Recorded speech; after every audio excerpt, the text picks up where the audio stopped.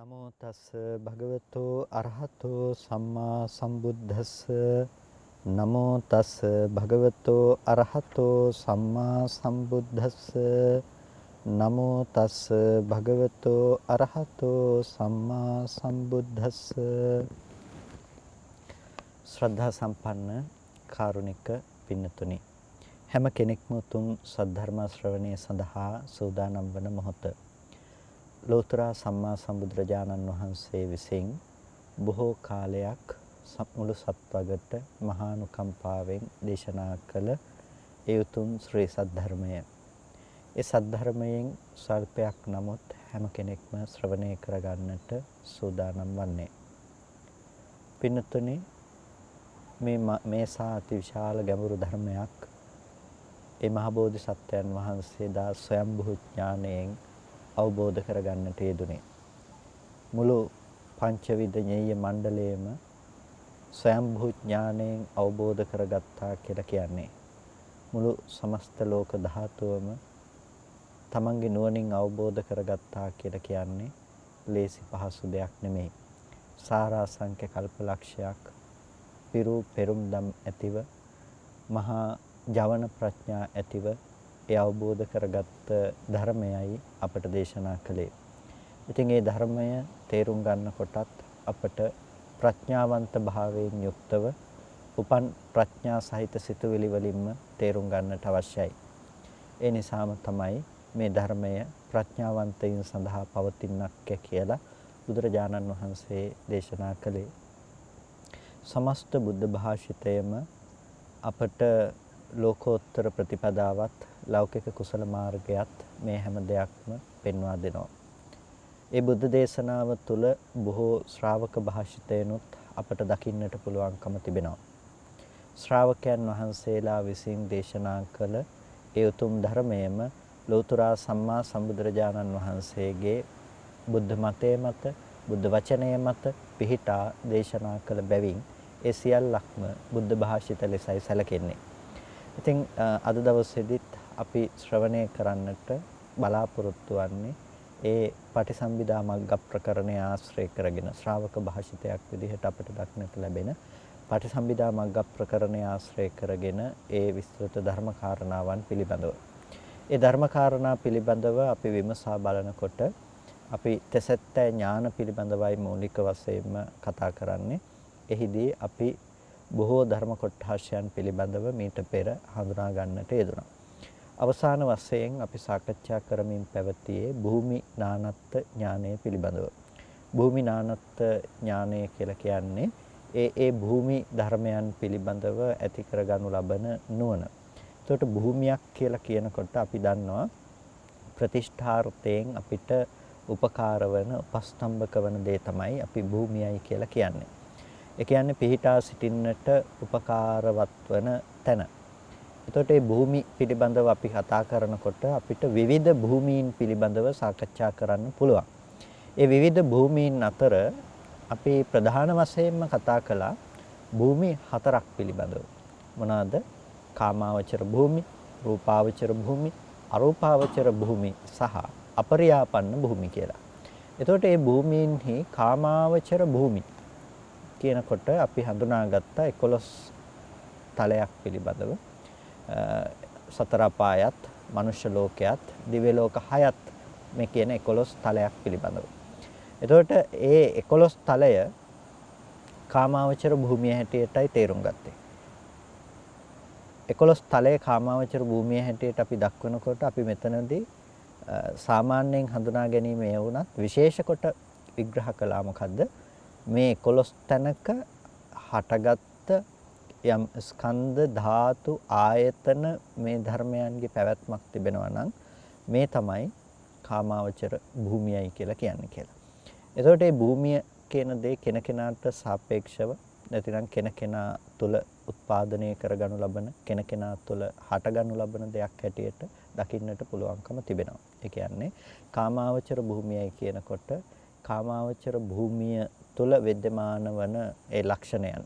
ඒ කියන්නේ සතර අපාය කියන දේ, මනුෂ්‍ය ලෝකයේ කියන දේ, දිව්‍ය ලෝක කියන දේ, කුසල අකුසල ධර්ම කියන දේවල්නේ අපිට දකින්නට පුළුවන්කම තියෙන්නේ. ඉතින් මේ අතරතුර පහළ වෙන සියලු ස්කන්ධ, සියලු සිත්, සියලු චෛතසික කියලා කියනකොට මේ තමයි කාමාවචර භූමිය කියලා කියනකොට මේ ධර්මතා අතර ඒ කියන්නේ මේ 11 තැනක පහළ වෙන ඒ පුද්ගල භාවයන් 11 තැනක පහළ වෙන ස්කන්ධයන් 11 තැනක පහළ වෙන ආයතනයන් මේ සියල්ලක්ම අපිට දකින්නට පුළුවන්කම තිබෙනවා මේ කාමාවචර භූමිය හැටියට. එතකොට කාමාවචර භූමිය කියන දේ පිළිබඳව දේශනා කළේ මේ හටගෙන තිබෙන තවත් එක තලයක් කියන දෙයට වඩා ඒ තැනක පහළ වී තිබෙන ස්කන්ධ ධර්මතා ටිකක්, ආයතන ධර්මතා ටිකක්, එහෙමත් නැතිනම් මේ පවත්නා ස්වභාවය කියන තැනකින් තමයි දේශනා කරන්නට යෙදුනේ. ඒ කියන්නේ ඒ තස්මින් අන්තරේ එත්තාවචරා මේ අතරතුර පහළ වෙන එත්තාවචරා මෙහි හැසිරෙනු ලබන. ඒ වගේම එත්ත පරියාපන්නා මෙතන පරියාපන්නව අනුව ගිහිල්ලා තිබෙන. කන්ද ධාතු ආයතන ස්කන්ධ තිබෙනවා නම් ධාතු තිබෙනවා නම් ආයතන තිබෙනවා නම් මෙන්න මේක තමයි කාමාවචර භූමියයි කියලා කියන්නේ කියලා. එතකොට මේ 11 තැනක යම්තාක් පහළ වෙනවා නම් ස්කන්ධයන් යම්තාක් පහළ වෙනවා නම් ධාතු යම්තාක් පහළ වෙනවා නම් ආයතන මේ සියල්ලම කෙබඳු ස්වභාවයකින් යුක්තද? එත්තාවචරා මේ තැන් ඇසුරු කරගෙන පවතින මේ තැන් වල හැසිරෙන මේ තැන් අනුව ගියපු ඒ සියල්ලම කාමාවචර භූමිය ලෙසයි සැලකෙන්නේ. එතකොට කාමාවචර භූමිය කියන එක අර්ථ ගන්නවන්නට යෙදුනේ මෙබඳු මනුස්ස තලයක් කියන තැනකින්ම නෙමෙයි.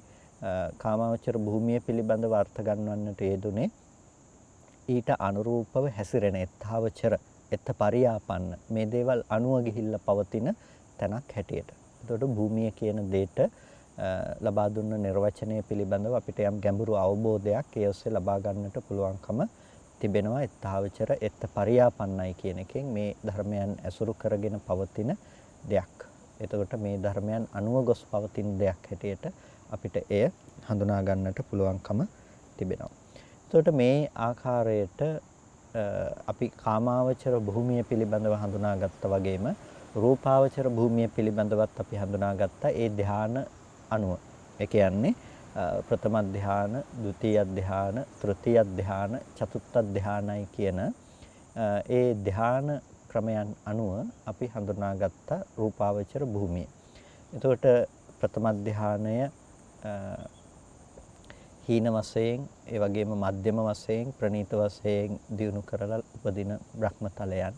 ඒ වගේම ဒုတိ ය ධ්‍යාන, තෘතීය ධ්‍යාන, චතුර්ථ ධ්‍යාන කියන මේ ධ්‍යානයන් පුරුදු කිරීම වශයෙන් ඒ වඩලා උප්පත්තිය ලබන බ්‍රහ්මතලයන් පිළිබඳව අපි එහිදී හඳුනාගත්තා.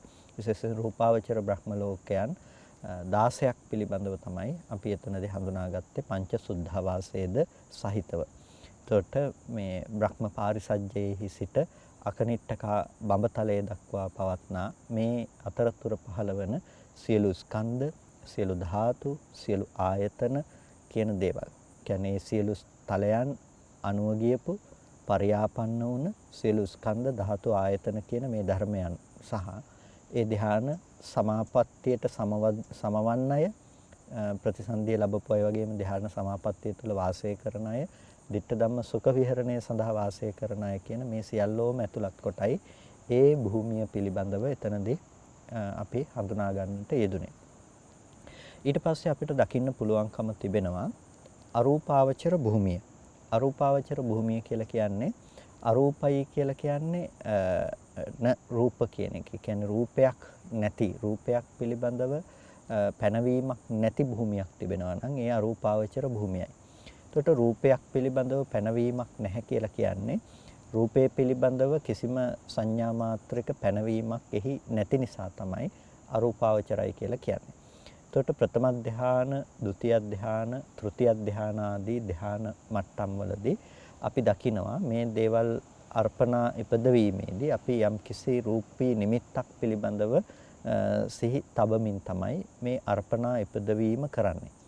ඒක නිසා ඒ සියල්ලක්ම රූපාවචරයි කියන ගණයටයි අයත් වන්නේ. හැබැයි මේ අරූප නිමිත්ත තුල අපට දකින්න පුළුවන්කම තිබෙන්නේ අරූපාවචර කියන මට්ටමේදී රූපය පරියාපන්න නොවි රූපය ඇසුරු නොකරන මට්ටමක්.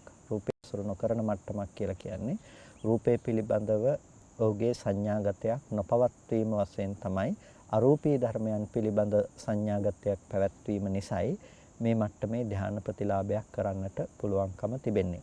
එහිදී අපි දකිනවා ආකාසානං ඡායතනය, විඥානං ඡායතනය, ආකින්චඤ්ඤායතනය, නේව සංඥා නාසඤ්ඤායතනය කියලා අරූප ස්ථාන හතරක් නැතිනම් අරූප ධ්‍යාන හතරක් තිබෙනවා නම් ඊට අනුරූපී වුණු ප්‍රතිසන්දි භව හතරකුත් දකින්න පුළුවන්කම තිබෙනවා. ආකාසානං ඡායතනය කියලා කියන්නේ ආකාශය අනන්තයි කියලා ගත්ත ඒ සංඥාවක් නිසා ප්‍රතිලාභ කරන උත්පත්තිය ලබන තැනක්.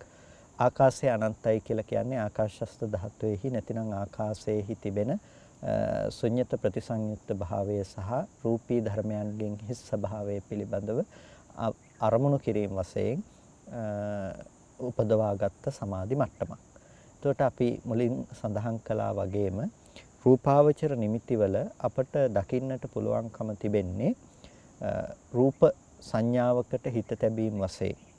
අපි කසින භාවනාවක් වැඩුවා නම් කසින භාවනාවේදී අපි උද්ග්‍රහණය කරන ලද කසින නිමිත්ත. ඒ කියන්නේ කසින මණ්ඩලයක් දිහා බලාගෙන අපි පරිකර්ම කරලා හිතට පුරුදු කරලා හිතට ඒ කසින සංඥාව අපි උපුටලා අරගෙන ඊට පස්සේ උද්භාග නිමිත්ත පිළිබඳව අපි නැවත පරිකර්ම කිරීම වශයෙන් පහළ වුණ පටිභාග නිමිත්ත පිළිබඳව අපි පැතිරවීම වශයෙන් ආදී ලෙස හිත තබමින් අපි ඒ නිමිත්තානුසාරයෙන් තමයි ප්‍රථම ධානය උපදවන්නේ. එතකොට ප්‍රථම ධානයෙන් උපදවනකොට අපිට ඒ ධාන චිත්තය පවතින්නේ අර ආරම්මණයත් සමග රූපී ආරම්මණයත් සමග. ඒ නිසායි ඒක රූපාවචරයි කියලා කිව්වේ. එතකොට ඒ රූපී ආරම්මණයන් පිළිබඳව අපිට පතරවන්නට පුළුවන්කම තිබෙනවා. ඒක ආලෝකයක් විදිහටත් ඔබහසයක් විදිහටත් අපිට පැතිරවීම වශයෙන් පතරවන්නට පුළුවන්කම තිබෙනවා. කෙනෙකුට තමන්ගේ ශරීර ප්‍රමාණයට පතරවන්නට පුළුවන්. කෙනෙකුට එක ගම්පියසක් දෙකක් රටක් ලෝකයක් මේ අනන්ත විශ්වය තුළට පතරවන්නට පුළුවන්කම තිබෙනවා. බ්‍රහ්මතලයන් ආදී මේ අනන්ත විශ්වය යන්නේ අදහස් කළේ. එතකොට ඒ ආදී ලෙස මහා පරිමාණයෙන් පතරවන්නට පුළුවන්කම තිබෙනවා කෙනකෙනාගේ ඥාන ශක්තිය අනුව සහ ඒ සමාධියේහි ස්වභාවය අනුව. එතකොට මේ ආකාර ලෙස රූපී නිමිත්තක් තුළ වාසය කිරීමයි එහි ස්වභාවය. හැබැයි මෙතනදී ආකාශස්ත ස්වභාවය තුළ කිසිම රූපී නිමිත්තක මානසිකාරය කිරීමක් දකින්නට පුළුවන්කමක් ඇත්තේ නැහැ. අවකාශ ධාතුවයි කියලා කියන්නේ හිස් ස්වභාවය. එහි වායෝ ධාතුවවත් අරමුණු වශයෙන් පවත්වන්නට පුළුවන්කමක් ඇත්තේ නැහැ. මොකද සතර මහා ධාතුව කියන දේ යම් කිසි තැනක පවතිනවා නම් ඒ රූපී නිමිත්තක් ලෙසයි ගණනය වන්නේ. යම් තැනක වාතය වුණත් වාතයද සතර මහා ධාතුවේහි එක් මහා භූත රූපයක්. ඒ නිසා එයත් රූප සංඥාවටම තමයි යන්නේ. ඒ නිසා අපට පෙනෙනා වූ මේ අහස දිහා බලලා මේ ආකාශය අනන්තයි කියන දේ නෙමෙයි මෙතනදී ආකාසානං ඡායතනය කියලා කියන්නේ. මේ ලෝකේ කිසිම නිමිත්තක් වස්තු වශයෙන් ඇසුරු කරන්නට බැරි වෙන විදිහට ඒ අන්තරීක්ෂාවකාශය කියන දේ නැතිනම් ඒ අතරතුර තිබෙන අවකාශ ධාතුව පිළිබඳව තමන්ගේ සිත පිහිටවීම විදිහට තමන්ගේ මනස තැබීම විදිහට අනන්තෝ ආකාශෝ කියලා ආකාශය අනන්තයි කියලා ඒ සංඥාවම හිතට ප්‍රගුණ කිරීමෙන් අනිකුත් සංඥා මැඩ පැවැත්වීමෙන් සියලු රූපයන්ගේ විභූතයෙන් නැතිනම් සියලු රූපයන්ගේ යටපත් කිරීම තුළින් රූපී සංඥාවන්ගේ එයා උපදව ගන්න සංඥාවක් තමයි ආකාසානං ඡායතනය කියලා කියන්නේ. එතකොට මේ ආකාසානං ඡායතනය උපදවගත්ත කෙනෙකුට කිසිම රූපාරම්මණයක් දකින්නට පුළුවන් කමක් නැහැ. මහ භූත ආදී දෙයක්වත් එයා ආකාශ ධාතුව අනන්තයි කියන තැනම තමයි එයාගේ මනස පවත්වන්නේ. එතකොට ආකාශය අනන්තයි කියන තැන සිත පවත්වාගෙන සිටිනකොට අපට හඳුනා ගන්න පුළුවන් ඒ කෙනාට වැඩෙන්නේ අරූපී සංඥාවක් කියන එක. එතකොට ඒ හිස් ශුන්්‍යත ස්වභාවයක්. ශුන්්‍යත කියනකොට අපි කතා කරන ශුන්්‍යත බව නෙමෙයි හිස් කියලා කතා කරන අනාත්ම ශුන්්‍යතාවය නෙමෙයි. මෙතනදී කිසිවක් නැහැයි කියන තැනක ඇති කරගත්ත හුදු ආකාශ ධාතුවේහි පමණක් පැවැත්මයි කියන තැන උපදවගත්ත හිස් බවක්. එතකොට ආකාශ ධාතුව පමණක් යාට දකින්න පුළුවන්කම තියෙනවා පැතිරුණු කෙලවරක් රහිත, හැඩ රහිත අනන්ත වූ ආකාශ සංඥාවකුයි එයා උපදවගෙන වාසය කරන්නේ. මෙන්න මේ අනන්ත වූ ආකාශ සංඥාව උපදවා ගැනීම නිසා එබඳු සමාපත්තියකට සමවැදීම් ආදිය කරන්නට පුළුවන්කම තිබෙන නිසාත් එබඳු සමාපත්තියකට සමවදින්නට ඇති හැකියාව තබාගෙනම එබඳු ධානයක් උපදවාගෙන අත්නොහැරි ධානයෙන් කලුරිය කරන නිසා එයා ආකාසානංචායතන කියන බ්‍රහ්මතලය තුළ ප්‍රතිසන්දි වශයෙන් උත්පත්තිය ලබන්නට පුළුවන්කම තිබෙනවා. එතකොට එයා ආකාසානංචායතනෙහි උත්පත්තිය ලැබපු දෙවියෙක් නැතිනම් බ්‍රහ්මයෙක්. එතකොට මේක අරූපාවචර බ්‍රහ්ම ලෝකයක්. ඊට පස්සේ දෙවෙනි තලය හැටියට අපිට හඳුනා ගන්නට පුළුවන්කම තිබෙනවා විඥානංචායතනෙ. විඥානංචායතනෙ කියලා කියන්නේ විඥානයේහි තිබෙන අනන්ත ස්වභාවය පිළිබඳව. ආකාශය අනන්තයි කියලා දුටුවද ඒ ආකාශය අනන්තයි කියපු දේ බාහ්‍යාරම්මණයක් නිසා ඒ ඕලාරිකයි රළුයි. ඒ නිසා විඥානය අනන්තයි කියලා විඥානය පිළිබඳව දැනගැනීම් ස්වභාවයේහි තිබෙන අනන්තවත් ස්වභාවය පිළිබඳව කෙනෙක් හිත තබලා ඒ දැනගැනීමෙහි තිබෙන අනන්තවත් බව අරමුණු කරලා ඒක තමන්ගේ හිතට ග්‍රහණය කර ගැනීම විදිහට විඥානංචායතනය දියුණු කරනවා. ආකාශය අනන්තයි කියලා දැනගත්තෙත් විඥානයේහි ස්වභාවයෙන් නිසා එයාට පෙනෙන්නේ අනන්ත වූ ධර්මයන් ඇසුරු කළ හැකි විඥානයේහි අනන්තවත් බව විඥානයේහි අන්තරහිත ස්වභාවය තමයි ඔහුට අරමුණු වෙන්නේ. එතකොට තමා තුළම අජ්ජුපෙක්ඛාවක් ඇති වෙනවා. තමා තුළම හිතේ සංසිඳීමක් ඇති වෙනවා. ඒ නිසා ඒ තුළ ඇති කරගනු ලබන සමාධිය අරට වඩා ප්‍රණීතතරයි ආකාශය අනන්තයි කියලා ගත්ත සංඥාවට වඩා මෙන්න මේ බ්‍රහ්මතලයත් අරූපී බ්‍රහ්මතලයක් අරූපී ධර්මයක් ඇසුරු කරගෙන අරමුණු කරගෙන පවතින නිසා අන්න ඒ නිසා මේ සමාපත්තියත් හඳුන්වනවා අරූපාවචර සමාපත්තියක් හැටියට. මෙයත් උපදවාගෙන යම් කිසි කෙනෙක් සමාපත්තියෙන් ඉන්නවා නම් ඔහුගේත් ඒ වගේම යම් කිසි තැනක අත්නොහැරි ධානයෙන් කලුරිය කිරීමෙන් ප්‍රතිසන්දි වශයෙන් එබඳු තලයක උප්පත්තිය ලබනවා නම් එබඳු අවස්ථාවත් අරූපාවචර බ්‍රහ්මතලයක් හැටියට දක්වනවා. ඒ වගේම ආකින්චඤ්ඤායතනය නත්ති කිංචි කියලා ලෝකේහි කිසිවක්ම නැහැයි කියලා තේරුම් ගන්න. ලෝකේහි කිසිවක් නැහැයි කියලා අරමුණු කිරීම වශයෙන් ලබන්නට කිසිම දෙයක නැති බව පිළිබඳව අරමුණු කරලා විඥානංචායතනයේහි දෝෂයක් දැකලා විඥානංචායතනයේහි රළු බව දැකලා එයාට ඊට වඩා අරමුණු කරන්නට කිසිම දෙයක පැවැත්මක් පේන්නේ නැහැ කියන දේ දැකලා. ඒ කියන්නේ දැන් හිතත් හටගෙන නැති වෙනවනේ. ඒකට මොකුත්ම නැහැ එහෙනම්. බාහිර කිසිම දෙයක්වත් නැහැ. එහෙනම් මේ හිතේ පැවැත්මක් නැහැ. එහෙනම් මෙහි නත්ති කිංචි කිසිවක්ම නැහැයි කියන දේ පිළිබඳව හිත තබමින් කෙනෙක් ආකින්චඤ්ඤායතනයේට පත්වනවා. අකින්චඤ්ඤායතනෙ උපදවාගෙන වාසය කරනවා. කියන්නේ ස්කන්ධයන්ගේ උදේවැය දැකීමක් නෙමෙයි මෙතනදී නත්ති කිංචි කියන එකෙන් අදහස් කරන්නේ. ලෝකේ පණවන්නට ඔහුට කිසිම අරමුණක් ලැබෙන්නේ නැහැ කියන එක. එතකොට මේ විදිහට ලෝකේ කිසිම දෙයක් නැහැයි කියන තැනකට හිත තබමින් ඔහුට හිතේ සමාධි කිරීම අරූපී මට්ටමක්. ඒ නිසා ඒක විඥානංචායතනයටත් වඩා ප්‍රණීතතර මට්ටමක්. මේ මට්ටමේදී මෙබඳු වූ සමාපත්තියක් උපදෝගෙන කෙනෙක් වාසය කරනවා. ඒ සමාපත්තිය උපදෝගත්ත කෙනාට එබඳු මට්ටමක ප්‍රතිසන්දිලාභය ලබාගත්ත කෙනාට ඇතිවන යම් චිත්තචෛසික ධර්මතාවයක් තිබෙනවා නම් එබඳු තලයක් තිබෙනවා නම් ඒ මට්ටම උපදින ඒකට කියනවා ආකින්චඤ්ඤායතන බ්‍රහ්මතලය කියලා. ආකින්චඤ්ඤායතන ලෝකයයි කියලා. ඊට පස්සේ සංඥාවෙහි තිබෙන ආකින්චඤ්ඤායතනයේම තවදුරටත් සියුම් කිරීමක් විදිහට කිසිවක් නැහැයි කියන දේ සංඥා මාත්‍රික දෙයක් හැටියට දකිමින් ඒ සංඥාවද අප්‍රකට කරමින් උපදව ගන්න සමාධියක් තමයි නේව සංඥා නා සංඥා තලය කියලා කියන්නේ. ඒකට නේව සංඥා නා සංඥා තලය කියලා කියන්නේ සංඥාවෙහි තිබෙන ඊටමත් සියුම් ස්වභාවයකටපත් කිරීමක්. සංඥාව තියනවාද කියලාවත් ප්‍රකට නොවන මට්ටමකට පත් කිරීමක් කියන දේ. එතකොට මෙන්න මේක හඳුන්වනවා නේව සංඥා නා සංඥා තලය කියලා. එතකොට ප්‍රකෘති සාමාන්‍ය සංඥාවන්ගෙන් සංජීවත් නෙමෙයි. ඒ වගේම සංඥාවක් නැති වෙලත් නැහැ. ඊටාම සංඥාව අප්‍රකට කිරීම වශයෙන් තමයි මේ මට්ටම මේ තලය උපදවන්නට පුළුවන්කම තිබෙන්නේ. එතකොට මෙන්න මේ සමාපත්තිය තුළ කෙනෙක් සමවැදී ඉන්නවා නම් ඒ වගේම අත්නොහැරි ධානයෙන් යුක්තව කෙනෙක් කලුරිය කරනවා නම් අන්න ඒ බඳු අවස්ථාවන් පිළිබඳව අපි දකිනවා නේව සංඥා නා සංඥායතන බ්‍රහ්මතලයේ හැටියට.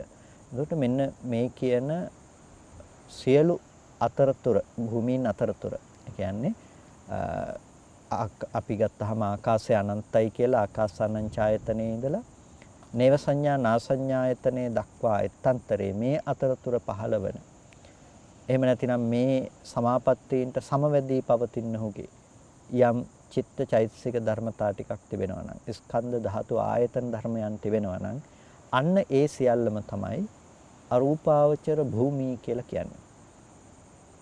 අරූපාවචර භූමිය. ඒ කියන්නේ අරූපාවචර ප්‍රතිෂ්ඨාවක් කියලා කියන්නේ බඳු ආකාරයේ ස්කන්ධයන්ගේ නැවත නැවත පහළවීමක් තියෙනවා නම් ඒ අරූපාවචර භූමිය. ඒ බඳු ධාතුන්ගේ නැවත නැවත පහළවීමක් තිබෙනවා නම් ඒ අරූපාවචර භූමිය. ඒ බඳු ආයතනයන්ගේ හට ගැනීමක් තිබෙනවා නම් ඒ අරූපාවචර භූමියයි කියලා හඳුන්වනවා. එතකොට ඒ කෙනාට සාපේක්ෂව ඒ භූමිය ඔහු විසින් උත්පාදනය කරගෙන තිබෙන බව අපිට මෙහිදී තේරුම් ගන්නට පුළුවන්කම තිබෙනවා. මේ තමයි අරූපාවචර භූමියයි කියලා කියන්නේ. ඊට පස්සේ අපට දකින්නට පුළුවන්කම තිබෙනවා කතමා අපරියාපන්නා භූමිය. මොකද්ද මේ අපරියාපන්න භූමිය කියලා කියන්නේ? අපරියාපන්නා මග්ගාච මග්ගඵලානිච අසංකතාච ධාතු අයං අපරියාපන්නා භූමි. අපරියාපන්නා භූමි කියලා කියන්නේ අපරියාපන්නා මග්ගාච අපරියාපන්න වූ මාර්ගයත් මග්ගඵලානිච මාර්ගඵලයනොත් අසංකතාච ධාතු අසංකත ධාතුවක් තිබෙනවා නම් අයං අපරියාපන්නා භූමි මේ තමයි අපරියාපන්න භූමිය. අපරියාපන්නයි කියලා කියන්නේ යම්කිසි දෙයක් අණුව ගිහිල්ලා නැහැ කියන එක. ඒ කියන්නේ චුති, ගති, වට්ට, දුක්ඛ ආදී ලෙස කිසිම දෙයක් අණුව ගිහිල්ලා නැති නිසා ඒ ධර්මයේහි චුති උත්පත්ති ආදී ධර්මයන්ගේ පැනවීමක් නොවන නිසා කුසල කුසල ආදී ධර්මයන්ගේ කර්ම නිමිති වල පැනවීමකුත් නොවන නිසා එබඳු වූ ධර්මයන් හඳුන්වනවා අපරියාපන්න භූමියයි කියලා. ඒකට මොනවද මේ අපරියාපන්න භූමිය කියලා කියන්නේ? අපරියාපන්න මග්ගාච අපරියාපන්න මාර්ගයක් තිබෙනවා නම් ඒ මාර්ගය අපරියාපන්න යම් ඵල තිබෙනවා නම් මග්ගඵල ඒ කියන්නේ මාර්ගඵල තිබෙනවා නම් මෙන්න මේ ඵලයනොත් මේ තමයි අපරියාපන්න භූමිය කියලා කියන්නේ. එතකොට අපිට දකින්න පුළුවන් සෝතාපට්ටි මාර්ගය, සෝතාපට්ටි ඵලය. මාර්ග නම් හතරයි. සෝතාපට්ටි මාර්ගය, සකදාගාමි මාර්ගය, අනාගාමි මාර්ගය, අරිහත් මාර්ගය කියන මේ මාර්ග හතර. ඊට පස්සේ අපිට ඵල හතරක් දකින්නට පුළුවන්කම තියෙනවා. සෝතාපට්ටි ඵල, සකදාගාමි ඵල, අනාගාමි ඵල, අරිහත් ඵල.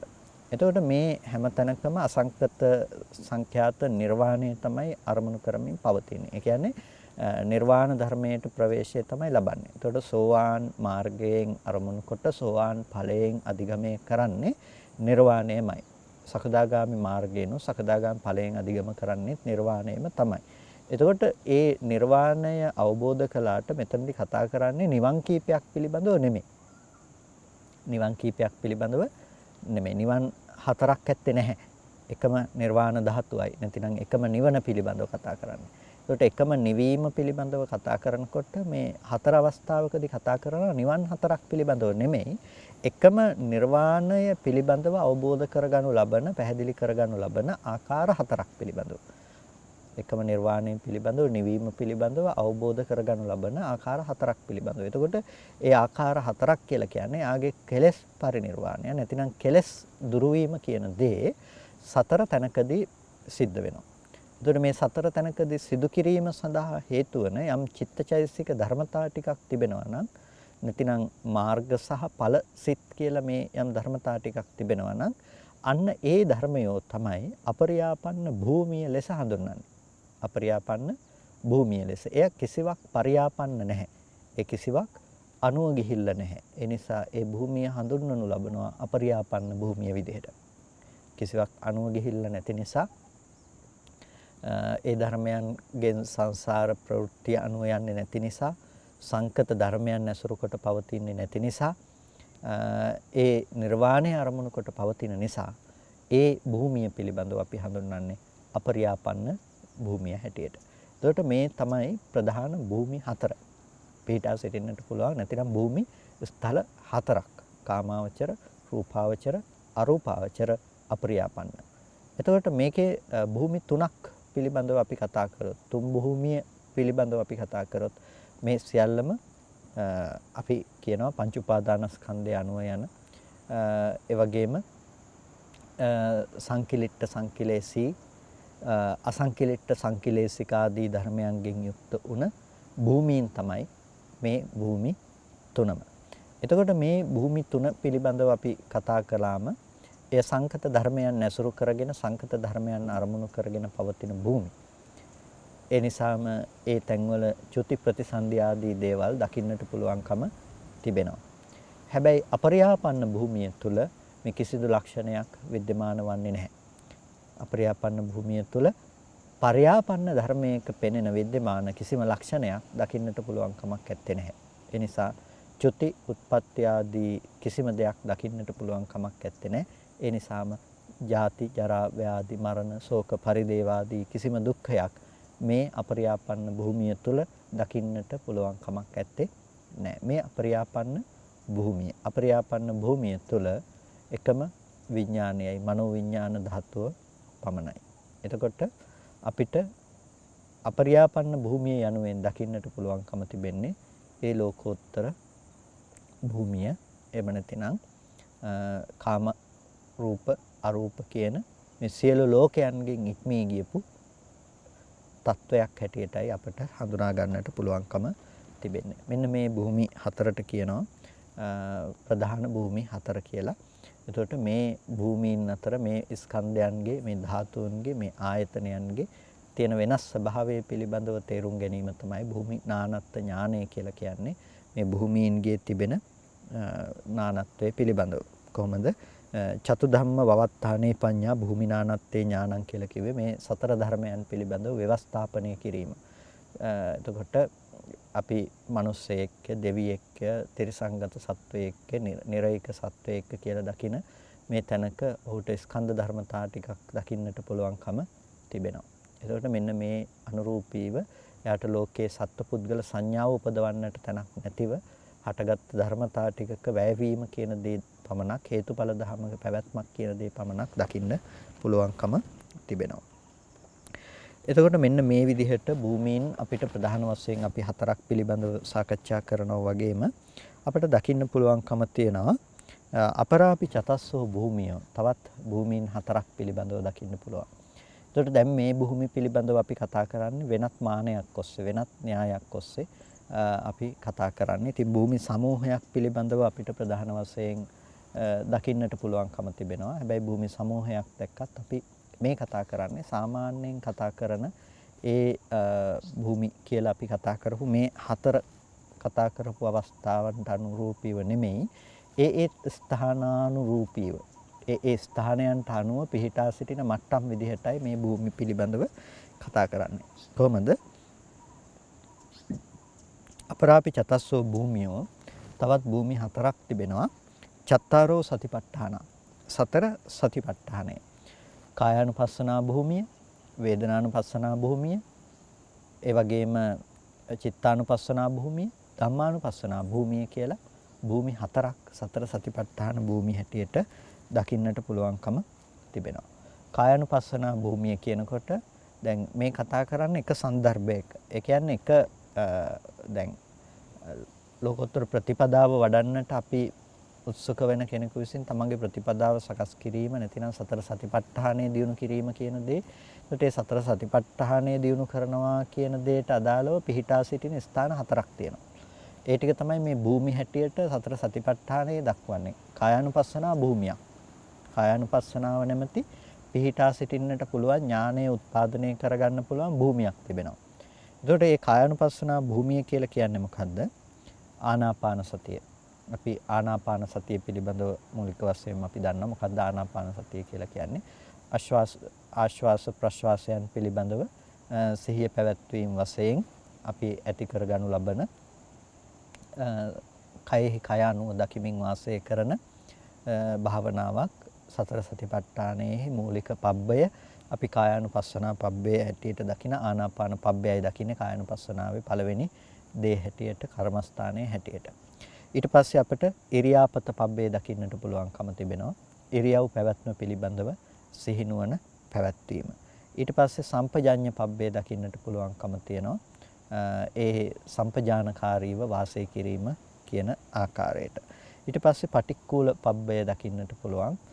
අපි දෙතිස් කුණප කොට්ටාස ආදී ඒ පිළිකුල් නිස්ෘත දේවල් පිළිබඳව දැකීම. ඊට පස්සේ චතු ධාතු අවස්ථානය කියන දේ දකින්නට පුළුවන්කම තිබෙනවා. එතකොට චතු ධාතු අවස්ථානය කියනකොට ඒ සතර මහා ධාතුව පිළිබඳව ව්‍යවස්ථාපනය කිරීම දකින්න පුළුවන්කම තිබෙනවා.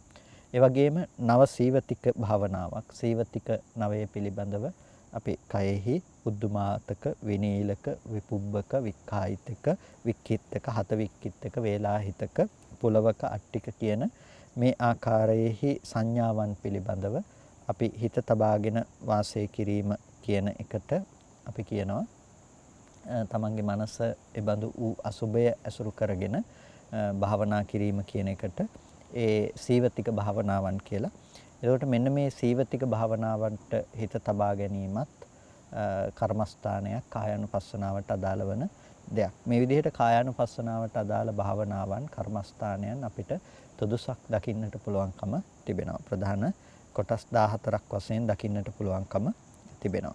ඊට පස්සේ වේදනානුපස්සනාව දකින්න පුළුවන්. වේදනාවට අනුරූපීව අපි සිත මෙනෙහි කිරීම කියන දේ වේදනාව ප්‍රගුණ කරගනිමින් චිත්තානුපස්සනාව අපිට ඊට පස්සේ දකින්නට පුළුවන්.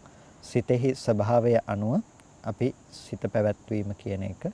ඊට පස්සේ නීවරණ පබ්බ ස්කන්ධ ආයතන බොජ්ජංග ඊට පස්සේ සත්‍ය ආදී විදිහට පබ්බ විදිහට අපිට දකින්නට ලැබෙන ධම්මානුපස්සනාව කියන පබ්බ පහකින් ධම්මානුපස්සනාව දකින්න පුළුවන්. මේ විදිහට මූලික ප්‍රධාන කර්මස්ථාන 21කින් අපිට සතිපට්ඨාන භූමිය පිළිබඳව හඳුනා ගන්නට පුළුවන්කම තිබෙනවා. එතකොට කායානුපස්සනා භූමිය කොටස් 14යි.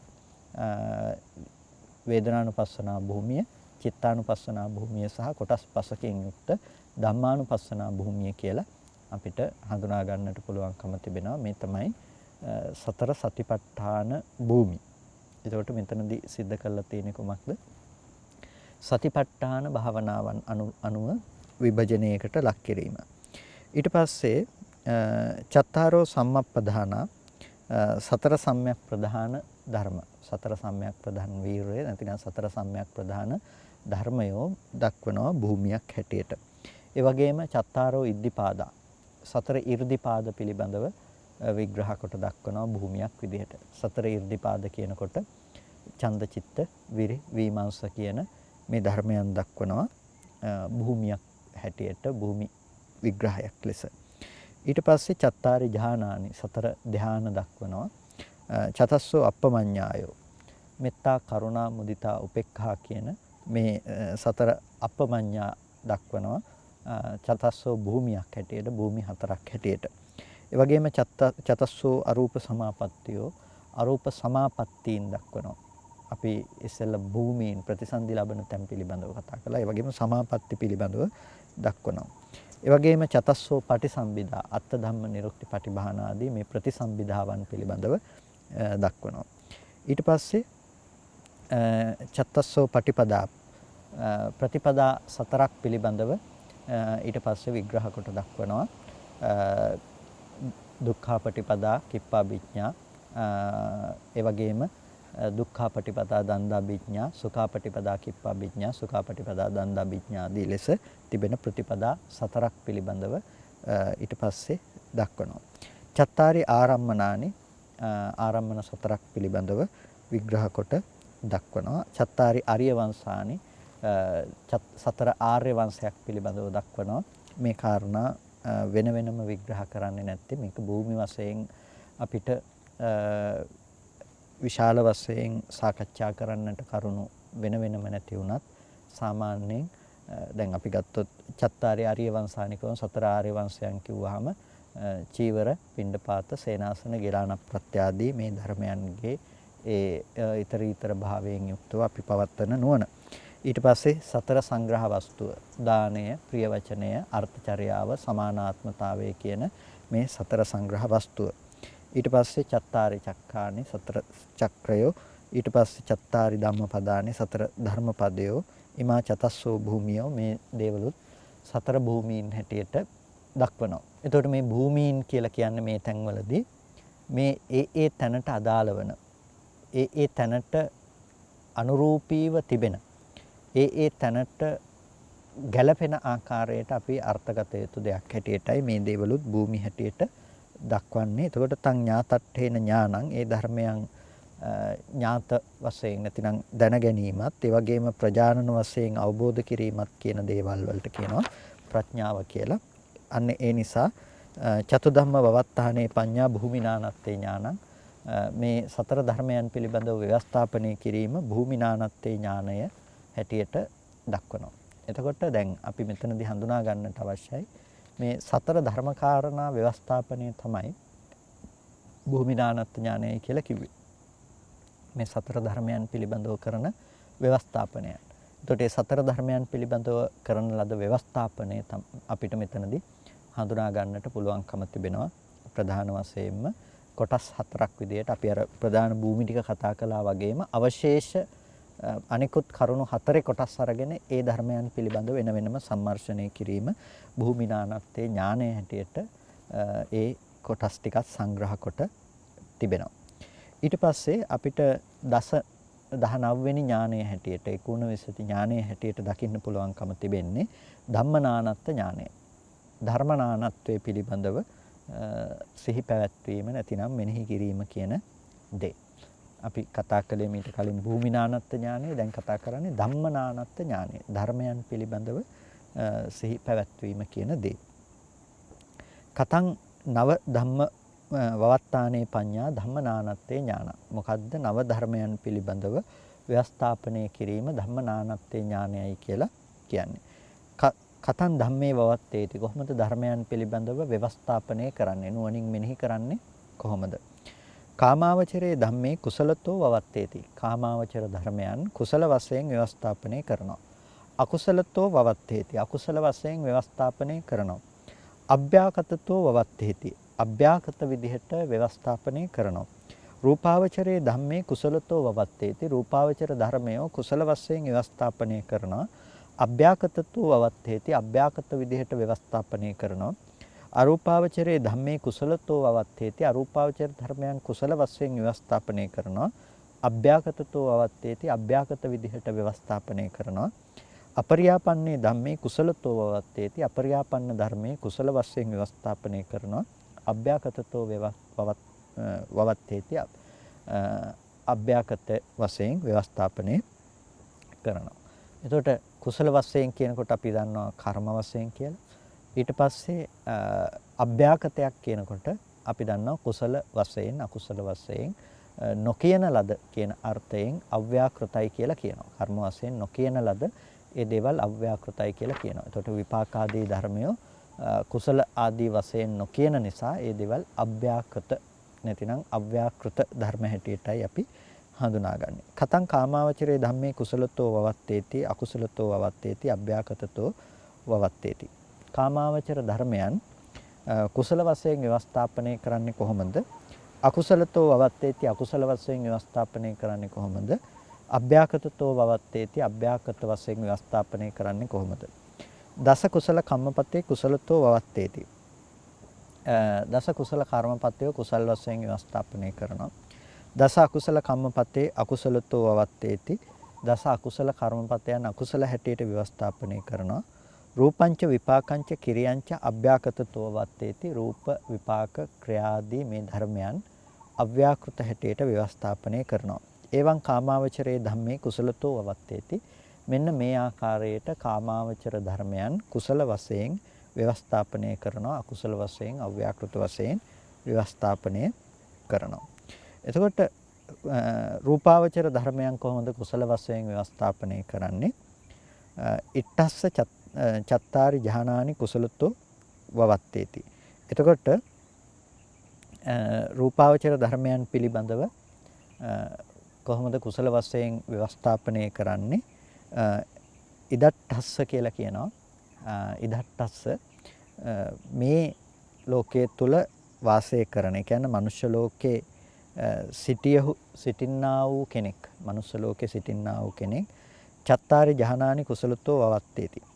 ඊට පස්සේ සතර ධ්‍යාන පිළිබඳව එයා කුසල වශයෙන් ව්‍යවස්ථාපනය කරනවා. ධ්‍යාන ඉපදවීම වශයෙන් එහි කුසල පිළිබඳව ව්‍යවස්ථාපනය කරනවා. ඊට පස්සේ ඒ බ්‍රහ්ම ලෝකයේහි ප්‍රතිසන්දි වශයෙන් ගත්තහම තත්රූපපන්නස්ස తත්‍ර කියලා කියන්නේ මේ බ්‍රහ්ම ලෝකයේහි උත්පන්න භාවය ලැබපු කෙනාගේ ප්‍රතිසන්දිය ලැබපු කෙනාගේ ඒ හටගත් ධර්මයන් පිළිබඳව විපාක ධර්මයන් හැටියට ව්‍යවස්ථාපනය කරනවා. චත්තාරි ඥානානි අභ්‍යාකතතෝ වවත්තේති. අභ්‍යාකත ධර්මයන් හැටියට ව්‍යවස්ථාපනය කරනවා. එවං රූපාවචරයේ ධම්මේ කුසලතෝ වවත්තේති. මේ විදිහට රූපාවචර ධර්මයන් කුසල හැටියට ව්‍යවස්ථාපනය කරනවා. කතං අරූපාවචරයේ ධම්මේ කුසලතෝ වවත්තේති. අරූපාවචර ධර්මයන් කුසල හැටියට ව්‍යවස්ථාපනය කරනවා. අභ්‍යාකතතෝ වවත්තේති කොහොමද? මේ ලෝකේ ඉන්න කෙනෙක් අරූපාවචර ධ්‍යාන උපදවීම වශයෙන් ඒ ධ්‍යාන උපදවනකොට එතකොට ඒ ධ්‍යාන උපදවන්නා වූ සිත අරූපාවචර කුසල් සිත හැටියට ව්‍යවස්ථාපනය කරනවා. බ්‍රහ්ම ලෝකේ උත්පත්තිය ලැබපු කෙනාගේ ඒ සිත් විපාක සිත් හැටියට ව්‍යවස්ථාපනය කරනවා. මේ විදිහට තමයි අරූපාවචර ධර්මයන් පිළිබඳ ව්‍යවස්ථාපනය සිද්ධ කරන්නේ. කතං අපරියාපන්නේ ධම්මේ කුසලතෝ වවත්තේති. අපරියාපන්න ධර්මයන් කොහොමද කුසල හැටියට ව්‍යවස්ථාපනය කරන්නේ? අභ්‍යාකතය හැටියට ව්‍යවස්ථාපනය කරන්නේ. චත්තාරෝ අරිය මග්ගේ කුසලතෝ වවත්තේති. සතර මාර්ග සිත්තික සෝවාන් මාර්ග, සකුදාගාමි මාර්ග, අනාගාමි මාර්ග, අරිහත් මාර්ග කියන මේ සිත් සතර කුසලතෝ වවත්තේති කුසල හැටියට ව්‍යවස්ථාපනය කරනවා. චත්තාරිච සාමාන්‍ය ඵලානි ඒ කියන්නේ විපාක සිත් ඵල සිත් හතර. සෝවාන් ඵල, සකදාගාමි ඵල, අනාගාමි ඵල, අරිහත් ඵල කියන මේ ඵල සිත් හතර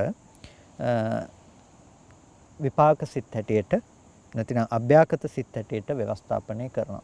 නිබ්බානංච අභ්‍යාකතතෝ වවත්තේති. නිර්වාණයත් අව්‍යාකෘත ධර්මයක් හැටියට ව්‍යවස්ථාපනය කරනවා. එවං අපරියාපන්න ධම්මේ කුසලතෝ වවත්තේති අභ්‍යාකතතෝ වවත්තේති. මේ විදිහට අපරියාපන්න ධර්මයන් පිළිබඳව කුසල වශයෙන් අව්‍යාකෘත වශයෙන් මේ ව්‍යවස්ථාපනය සිද්ධ කරනවා. ඊට පස්සේ නව පාමුජ්ජ මූලකා ධම්මා අනිච්චතෝ මනසිකරෝතෝ පාමුජ්ජං ජායති. මේ ආකාරයට මේ නව පාමුජ්ජ මූලක ධර්මයන් පිළිබඳව අනිත්‍ය වශයෙන් මනසිකාරය පවත්වනවා. ඒ කෙනාට ප්‍රමුදිත බව හට ගන්නවා. ප්‍රමුදිත බව තියෙන කෙනාට ප්‍රීතිය උපදිනවා. ප්‍රීතිය තියෙන කෙනාට කය සංසිඳනවා ආදී ලෙස මේ විදිහට මේ ධර්මයන් පිළිබඳව ව්‍යවස්ථාපනය කිරීම තුළ එයාට ලෝකෝත්තර ප්‍රතිපදාවට කොහොමද ඒ දේ උපකාර වෙන්නේ කියන කාරණාව පිළිබඳව දීර්ඝ ලෙස මේ පිළිබඳව විග්‍රහ කොට දක්වනවා. එතකොට නව යෝනිසෝ මනසිකාර මූලක ධර්ම ඒ වගේම මේ සියලුම ආකාරයෙන් කතා කරපු තැන්වල තිබෙන ඒ ස්වභාව ලක්ෂණයන් පිළිබඳව නව නානත්වයන් පිළිබඳව සිහිපත් කිරීම වශයෙන් එයාට මේ නුවණ උපදින ආකාරය පිළිබඳව විග්‍රහ කොට දක්වනවා. මේ තමයි සමස්ත ධම්ම නානත්ත්ව ඥානය කියලා කියන්නේ. ධර්මයන් පිළිබඳව නානත්වයෙන් එයා උපදෝගත්ත ප්‍රඥාවක් කියලා කියන තැන. එතකොට මේ කාරණා ටික තුල අපිට ප්‍රධාන වශයෙන්ම තේරුම් ගන්නට තියෙන දේ තමයි ධර්මතාවයන් පිළිබඳව සම්මර්ෂණය කිරීම. එතකොට කාමාවචරයේ ධම්මේ කුසලතෝ වවත්තේති කියනකොට කාමාවචර ධර්ම කුසල වශයෙන් ව්‍යවස්ථාපනය කරනවා. එතකොට දැන් අකුසල අව්‍යාකෘත වශයෙන් ව්‍යවස්ථාපනය කරනවා. දැන් කාමාවචර භූමියේ කාමාවචර ධර්ම කියලා කියනකොට අපිට දකින්න පුළුවන්කම තිබෙන්නේ මේ ධර්මතා ටික තමයි. මොනවද? කුසල කර්ම, අකුසල කර්ම, අව්‍යාකෘත කර්ම කියන දේවල්. ඊට පස්සේ රූපංච විපාකංච කිරියංච අභ්‍යාකතංච වවත්තේති කියලා කියන රූපයත් විපාකයත් ක්‍රියාවත් අව්‍යාකෘත ලෙස අභ්‍යාකතතෝ වවත්තේති අව්‍යාකෘත ලෙස ව්‍යවස්ථාපනය කරනවා. කාමාවචර භූමිය තුල හටගනු ලබන සියලු සිත් ව්‍යවස්ථාපනය කරන ආකාරය තමයි මේ කතා කරන්නේ. ඉතින් ඒ පිළිබඳව සිත් පිළිබඳව අපිට මෙතනදී හඳුනා ගන්නට පුළුවන්කම තිබෙනවා. කාමාවචර භූමිය තුල හටගනු ලබන පහළවන සිත් කීයද කියන කාරණාවෙන් කාම භූමියේහි කාම ධාතුව තුල හටගන්න සිත් පිළිබඳව. එතකොට කුසලතෝ අවත්තේති කියනකොට මේ කුසල සිත් පිළිබඳව අපිට කතා කරන්නට පුළුවන්කම තිබෙනවා. කාම කාමාවචර ධර්මයන් ව්‍යවස්ථාපනය කරනකොට දස කුසල කම්මපතයන් පිළිබඳව කුසල වශයෙන් දක්වන්නේ. දස කුසල කර්මපත. එතකොට මේ දස කුසල කර්මපත කියලා කියනකොට මේ දස කුසල කර්මපතේ තුලම හටගනු ලබන කාමාවචර කුසල චිත්තයන් තිබෙනවා. මොනවාද මේ කාමාවචර කුසල චිත්තයන් කියලා කියන්නේ? සෝමනස්ස සහගත ඥාන සංප්‍රයුක්ත අසංකාරික සිත. සෝමනස්ස සහගත ඥාන සංප්‍රයුක්ත කියලා කියන්නේ එහි සෝමනස්සේ රැඳී තිබෙනවා, හිතේ සතුට රැඳී තිබෙනවා, ඥාන සංප්‍රයුක්ත බව තිබෙනවා. ඒ කියන්නේ ප්‍රඥාවේ යෙදিলা තියෙන අමෝහය යෙදিলা තියෙනවා. ඊට පස්සේ අසංකාරිකයි. ඒ සිත අසංකාරිකයි. එතකොට සෝමනස්ස සහගත ඥාන සංප්‍රයුක්ත අසංකාරික සිතක්. ඒ සිත යම්කිසි විදියකින් රූපයක් අරමුණු කරගෙන හෝ ශබ්ද ගන්ධ රස ස්පර්ශ ධර්ම මේ ආදී ඕනෑම දෙයක් අරමුණු කරගෙන සෝමනස්ස සහගත ඥාන සංප්‍රයුක්ත අසංකාරික සිතක්. අසංකාරිකයි කියනකොට ඒ සිත හටගන්නේ, ඒ සිත උපදින්නේ අනුන්ගේ මෙහෙයවීමකින් හෝ සිතෙහි පැකිලීමකින් තොරව ඒ පිළිබඳව ඡන්ද චිත්ත වශයෙන් ඡන්ද චිත්ත විරි විමර්ශාදී වශයෙන් තියෙන මේ ලක්ෂණ සමන්නාගතව උපදින බලවත් චිත්තයක්. එතකොට මෙන්න මේ ප්‍රධාන බලවත් මේ කුසල චිත්තය නිසා එහි ප්‍රඥා සම්පන්න බවක් තිබෙන නිසා මේ සිත බලවත් කුසල චිත්තයක්. සෝමනස්ස සහගත ඥාන සංප්‍රයුක්ත අසංකාරික සිතයි කියලා එය හඳුන්වනු ලබනවා. ඒ වගේම සෝමනස්ස සහගත ඥාන සංප්‍රයුක්ත සසංකාරික සිත.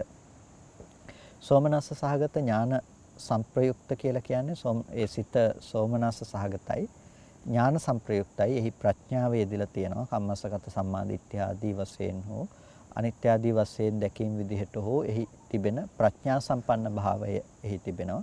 ඥාන සංප්‍රයුක්තයි. ඒ වගේම ඒක සසංකාරිකයි. සසංකාරික කියලා කියන්නේ අනුන්ගේ මෙහෙවීමෙන් හෝ තමාගේ සිතෙහි පැකිලීමක් සහිතව ඒක උපදව ගත්තාම අපි ඒකට කියනවා සසංකාරිකයි කියලා. හිත සසංකාරික සිතක්. එතකොට මේ අසංකාරික සහ සසංකාරික වශයෙන් මේ සිත ප්‍රධාන වශයෙන් කුසල් සිත කොටස් දෙකකට බෙදා දක්වනවා. අසංකාරික සිත සහ සසංකාරික සිත විදිහට. එතකොට මේ සෝමනස්ස සහගතව ඥාන සංප්‍රයුක්තව අපිට දකින්නට පුළුවන්කම තිබෙන මේ සිතේ ප්‍රභේදය. ඊට පස්සේ අපිට දකින්න පුළුවන් සෝමනස්ස සහගත ඥාන විප්‍රයුක්ත අසංකාරික සිතක්. සෝමනස්ස සහගත බව තිබෙනවා. සතුටින් ඒ දේ කරන්නේ. ඒ වගේම ඥාන විප්‍රයුක්ත බවක් තිබෙන්නේ. ඒ කියන්නේ ඥාන සංප්‍රයුක්ත බවක් එතන ඇත්තේ නැහැ. කරන දේ පිළිබඳව එයා සතුටින් කරනවා. සතුටින් කළාට ඒ හිතේ සොම්නස් බව තිබුණට, පිනා යන ස්වභාවයේ තිබුණට එයාගේ ඥාන සංප්‍රයුක්ත බව ඒ සිතෙහි බොහොම අඩුයි. ඒකට ඒ ඥාන සංප්‍රයුක්ත බව අඩු නිසා ඒ සිතට කියනවා නුවණ ප්‍රඥාව ඒකේ යෙදිලා නැහැ කියලා. ඒ ප්‍රඥාව යෙදී නැතිකොට ඒ සිත ඥාන විප්‍රයුක්ත සිතක්. එතකොට සෝමනස්ස සහගත ඥාන විප්‍රයුක්ත අසංකාරික සිතක් තමාම හිතලා හෝ සිතෙහි පැකිලීමෙන් තොරව නැවත ඒ ක්‍රියාව කරනකොට ඒකට කියනවා ඥාන සංප්‍රයුක්තයි කියලා, මේ අසංකාරිකයි කියලා ඒ සිත. එතකොට තමාගේ පැකිලීමකින් තොරව ඒක කරනකොට හෝ හිතේ පැකිලීමකින් තොරව තමාගේ මෙහෙවීම මතම ඒක කරනකොට ඒක අසංකාරික සිතක්. එතකොට හැබැයි ඒකේ අර කලින් කියපු සිතට වඩා වෙනස තියෙන්නේ ප්‍රඥාව කියන දේ මෙතන යෙදිලා නැතිකම. කම්මස්සගත සම්මාදිට්ඨිය වශයෙන් හෝ එතන ප්‍රඥාව කියන දේ සම්මාදිට්ඨිය විදිහට එතන යෙදී නැතිකම. එතකොට අපිට ලෝකයේ ඇතැම් වෙලාවට දන් දීම ආදී දේවල් හොඳ යහපත් දේවල් ක්‍රියාත්මක කිරීම අපිට දකින්න පුළුවන්කම තියෙනවා. ඒ දේවල් එයා සිද්ධ කරනකොට එයා සිද්ධ කරන්නේ එකෙන් ලොකු කර්මඵලයේ අදහන මහා ප්‍රඥා සම්පන්න භාවයකින් යුක්තව නෙමෙයි. එයා ඒ පිළිබඳව විශ්වාස කරන්නේ නැහැ. තැන් වෙලාවට භෞතිකවාදී මනසක් තියෙන කෙනෙක් වුණත් පිනක් කරන්න බැරි කමක් නැහැ. එයා කරනවා. දෙයක් සමහර විට කෙනෙකුට දෙනවා. එයා එකෙන් කර්මයක් බලාපොරොත්තු වෙන්නේ ඥාන විප්‍රයුක්තයි. හැබැයි එයා කරන දේ සතුටින් කරනවා. එතකොට ඒක සෝමනස්ස සහගතයි. ඒකෙන් කියන්නේ කුසලය ඥාන විප්‍රයුක්ත බව නිසා බලවත් සිතක් බවට පත් වෙන්නේ නැහැ. එයාට මොකද එතන ප්‍රඥාවෙහි උපයුක්තතාවයක් නැති නිසා ඥාන විප්‍රයුක්තව ඒක කරනකොට එතකොට එයා ඒක කරන්නේ අසංකාරිකව. අසංකාරිකව කියනකොට සෝත්සාහයෙන්ම තමාම හිතලා ඒ දේ සිද්ධ කරනවා කියන දේ. ඒ විදිහටම කෙනෙක් කරනවා ඥාන විප්‍රයුක්තව. හැබැයි සතුටින් කරනවා. සතුටින් කළාට ඒක කරන්නේ තව කෙනෙකුගේ මෙහෙවීම සහිතව හෝ හිතේ පැකිලීමකින් තමයි මේ දේ සිද්ධ කරන්නේ. ඒ නිසා ඒකට අපි කියන සසංකාරික කියලා. ඒතකොට දැන් අපි ප්‍රධාන සිත් 4ක් පිළිබඳව කතා කළා. මොකද්ද? සෝමනස්ස සහගත ඥාන සංප්‍රයුක්තව ඥාන සංප්‍රයුක්තව ඇති කරගනු ලබන අසංකාරික සිතත් සසංකාරික සිතත් කියන සිත් දෙකක්. සෝමනස්ස සහගතව ඥාන විප්‍රයුක්තව ඇතිවන අසංකාරික සහ සසංකාරික සිතත් කියන මේ සිත් දෙකක් පිළිබඳව කතා කළා. ඊට පස්සේ අපිට දකින්න පුළුවන්කම තියෙනවා උපේක්ඛා සහගත ඥාන සංප්‍රයුක්ත උපේක්ඛා සහගතයි හිත. ඒ කියන්නේ සෝමනස්ස සහගත බවක් නැහැ. හැබැයි හිතේ ප්‍රඥාව වේදිලා තියෙනවා ඥාන සංප්‍රයුක්ත භාවයේ තිබෙනවා අසංකාරිකයි. ඒ හිත තමාගේම මෙහෙවීමෙන් තමන්ම හිතලා කරනවා. අනුන්ගේ මෙහෙවීමකින් නැතුව සිතේ පැකිලීමකින් තොරව ඒක කරනවා. එතකොට ඒකට කියනවා ඒ සිතට අසංකාරික සිතක් කියලා. එතකොට හැබැයි සිත උපේක්ෂා සහගතයි. එතකොට උපේක්ෂා සහගත බව නිසා මේක කුසල සිතක් විදිහට බලවත්ම කුසල සිතක්. එතකොට මේ බලවත්ම කුසල සිත උපේක්ඛා සහගත ඥාන සංපයුක්ත අසංකාරික වශයෙන් ඇති කරගත්ත කුසල සිතක්.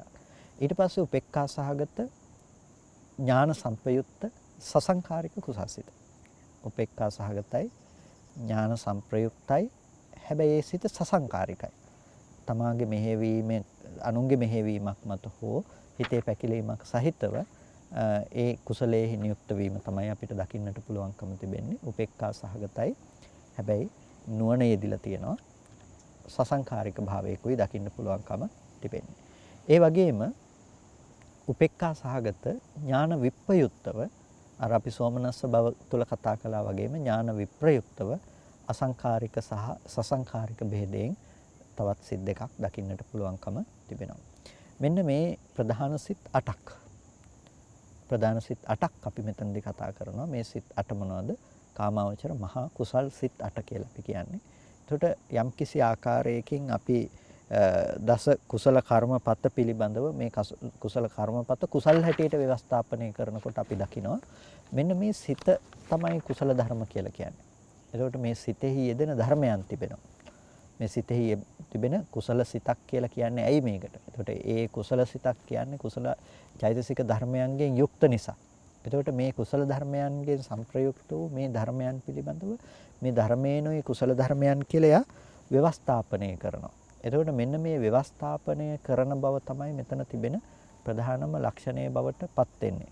එතකොට දස කුසල කර්මපතයන්ම එයා කුසල ධර්මයන් හැටියට ව්‍යවස්ථාපනය කරනකොට එයා දකිනවා මේ ආකාරයේ වූ කුසල චිත්තයක් තමයි මෙතන හටගනු ලබන්නේ කියලා එයා මේ කුසල ධර්මයන් පිළිබඳව ව්‍යවස්ථාපනය කිරීම සිද්ධ කරනවා. එතකොට කාමාවචර ධර්මයන් කුසල ධර්මයන් හැටියට ව්‍යවස්ථාපනය කරන්නේ විදිහට. එතකොට කුසල ධර්මයන් හැටියට ව්‍යවස්ථාපනය කරනකොට එයාට ලැබෙන්නේ සිතක් සහ චෛතසික ආදී ධර්මයක්. ඒ කියන්නේ එයාට පේනවා රූපාරම්මණං වා සද්ධාරම්මණං වා ගන්ධාරම්මණං වා රසාරම්මණං වා පොට්ටබ්බාරම්මණං වා ධම්මාරම්මණං වා යං යං වා පනාරබ්බ මේ රූපය අරමුණු කරගෙන සද්ද ගන්ධ රස ස්පර්ශ ධර්මයක් අරමුණු කරගෙන මේ කුමක් හෝ දෙයක් අරමුණු කරගෙන යං යං වා පනාරබ්බ යමක් හෝ අරමුණු කරගෙන සෝමනස්ස සාගත ඥාන සංප්‍රයුක්ත අසංකාරික සිතක් හට ගන්නවා. මේ සිතේ මේ වගේ කුසල ධර්මයන් යෙදෙනවා. මේ කුසල ධර්මයන් නිසා තමයි මේ කුසල් සිත බලවත් වෙලා තියෙන්නේ. එතකොට මිනිස්සෙක් පින්කම් කරනවා කියලා එයාට දෙයක් නෙමෙයි මෙබඳු ධර්මයක පැවැත්මක් නේද? මේක නේද කුසල ධර්ම කියලා කියන්නේ. එතකොට මේ සිතේ හට ගැනීම, මේ සිතේ පැවැත්ම නේද? මේ සිතුවිලි පරම්පරා නැවත ඉපදීම නේද මේ කුසල් කියලා කියන්නේ කියලා. එයා අර සත්පුද්ගල ප්‍රඥප්තිය නික්මවා යන විදිහට ඒ සිතක යෙදෙන සිත සහ චෛතසික ධර්මයන් පිළිබඳව එයා නුවණින් ව්‍යවස්ථාපනය කරනු ලබනවා. අන්න ඒ ව්‍යවස්ථාපනය කිරීම තමයි මේ කුසලතෝ වවත්තේති කියලා කියන්නේ. කුසල වශයෙන් එයා දකිනවා කියලා කියන්නේ.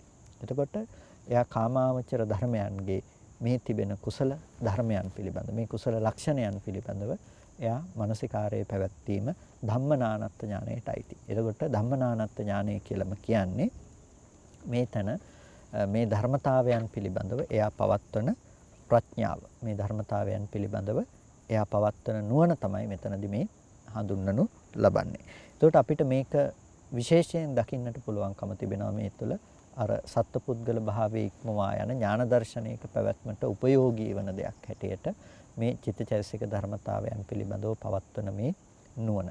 ඒ නිසා මේක භාවිත කරන්නට පුළුවන්, ප්‍රගුණ කරන්නට පුළුවන් නුවණක් හැටියට අපිට දකින්න පුළුවන්කම තිබෙනවා. හොඳයි. හැම කෙනෙක්ම කල්පනා කරගන්න අද දවසේදී සද්ධර්ම ශ්‍රවණය කළ යෝනිසෝ මනසිකාරාදී පවත්තල වටිනා කුසලයක් සිදු කරගන්නට යෙදුණා. මේ සිදු කරගත්ත සියලුම කුසල ධර්මයන් අපි අනුමෝදන් කළ යුතු අයට අනුමෝදන් කරමු. පළමුවෙන් අපට අර්ථයෙන් ධර්මයෙන් අනුශාසනා කරන අපේ ධර්මාචාර්ය අවසරයි මාංකඩවල සුදස්සන ස්වාමීන් වහන්සේට, අවසරයි මාංකඩවල නන්දරත්න ස්වාමීන් වහන්සේට, ස්වාමීන් වහන්සේලා දෙනමතම උතුම් නිවනින් සැනසීම පිණිසම මේ කුසලය හේතු පාරමිතාවක් වේවා කියලා ප්‍රාර්ථනා කරනවා. ඒ වගේම මේ සියලුම කුසල ධර්මයන් අපි මේ වෙලාවේදී සියලු දෙවියන්ටත් අනුමෝදන් කරනවා. දෙවියෝ මේ පින් සතුටින් සාදුනාදයෙන් අනුමෝදන් වනු ලබත්වා. දෙවියන්ටත් මේ පින් ප්‍රාර්ථනීය බෝධියකින් උතුම් නිවනින් සැනසෙන්නටම හේතු පාරමිතාවක් වේවා කියලා සාදු කියලා දෙවියන්ටත් පින් අනුමෝදන් කරන්න. ඒ වගේම මිය පරලෝකීය ඥාතීන් අපි මේ වෙලාවේදී සිහිපත් කරමු. අද දවසේ ධර්මදේශනාවේ දායකත්වයෙන් කටයුතු කරනවා ජීවන්ති කරුණාතිලක මහත්මිය. ඒ වගේම තිරන්ත කරුණාතිලක මහත්මයා ඇතුළු ඒ පවුලේ පින්වත් සියලුම පිරිස, ඒ පින්වත් පිරිස බලාපොරොත්තු වෙනවා ජී.කේ. විජේපාල මහත්මයා අවුරුදු 4කට පමණ පෙර මිය පරලෝ යන්නට යෙදුණු එතුමාණන්ට මාස 2කට පෙර මරණයටපත් වුණු මිය පරලෝ යන්නට යෙදුණු ලලනි කම්කානන්ගේ මෑණියන්ටත් පුණ්‍යානුමෝදනා කරන්නට බලාපොරොත්තු වෙනවා. ඒ ජී.කේ. විජේපාල මහත්මයාණන්ට ලලනි කංකානම්ගේ මහත්මිය ඇතුළු පවුලේ වර්ග පරම්පරානුයාත සියලු ඥාතීන්ටත් අපි මේ පින් අනුමෝදන් කරමු. සෑම සියලු ඥාති වර්ගයාත් ඥාති හිත මිත්‍රාදීන් සියලු දෙනාත් පින් බලාපොරොත්තු වෙනවා නම් මේ ගිහිල්ලා ඒ සියලුම දෙනාට මේ පින් සතුටින් සාදුනාදයෙන් අනුමෝදන් වන්නට ලැබේවා. සියලු දෙනාට මේ පින් උතුම් නිවනින් සැනසීම පිණිසම හේතු පාරමිතාවක් වේවා කියලා සාදුහු කියලා හැමදෙනාම පින් අනුමෝදන් කරන්න. ඒ වගේම ධර්මදේශනාවේ දායකත්වයෙන් කටයුතු කරන ජීවන්ති කරුණාතිලක මහත්මිය, ඒ වගේම තිරන්ත කරුණාතිලක මහත්මයා ඇතුළු පවුලේ සෑම සිළු දෙනාටත් ධර්ම ශ්‍රවණය කළ ඔබ සෑම සිළු දෙනාටත් මේ උතුම් කුසලය නිදුක් නිරෝගී සුවපත් බව චිරජීවනයේ පිණිසම කායික මානසික සැනසෙල්ල උදා කරගෙන අමා මහ නිවනින් සැනසීම පිණිසම හේතු පාරමිතාවක් වේවා කියලා සාදු කියලා පින් අනු